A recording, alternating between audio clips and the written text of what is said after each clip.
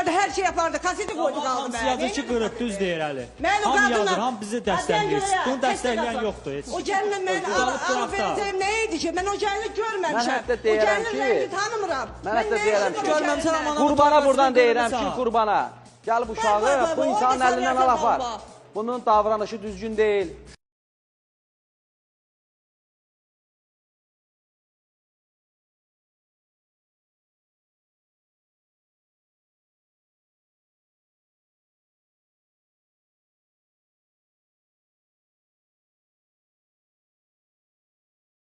Əli səndən deyəcəkdir, əgər qəlbinə dəymişəmsə falan, üzrünü istəyəcək, mən də bunu açacağım. İndi isə Ratmaya xəbər verim, ondan sonra vaxt getməsin. Bu arada Həmzəyeva Zülfiyə 3 yanvarda Göygöldə itkin düşüb.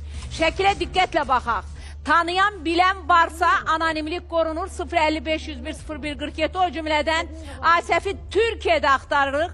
Bayram Əliyev Asəf Firudin oğlu Türkiye'ye keçib Rusiyadan və ondan sonra bütün telefonlarını bağlayıb, hal-hazırda Türkiye'den bizi izləyənlər, Asəfi tanıyanlar və ya Asəfin özü gələcəm.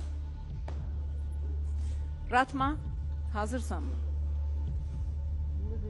Baxdın atana, gördün şəkilləri. Videolara baxdın. Oxşarlıq eyni atana oxşuyursan. Eyni, oxşuyur mu?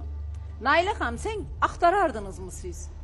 Əlbəttə. 40 il sonra. Əlbəttə, niyə axtarmırdım? Hələ biraz gec axtarışa çıxıblar. Mən axtarardım. Mənim atam kim olursa olardı, nəç olardısa olardı. Məni axtarmamağından asılı olmayaraq mən onu axtarardım. İnciməyin məndən. Mən hətta tez axtarardım. Mən də ödürəm ki, Ratxanın atası çox dəyərli, çox vicdanlı bir insandır ki, belə bir qız dünyaya gətirib. Düz deyir. Üzündən də baxanda bilinir ki, Seyran müəllim sözün qüvvəsi həqiqətən belə hiss olunur ki, çox belə samballı insan olubdur. Bilmirəm, mənə elə gəldi. İnsan olub ki, balasını qoyub gəlib. Çox samballı insan olub. Maşallah olsun. Bilmirəm, Ananızın... Hələ bilmək olmaz bu dünyada kimin başına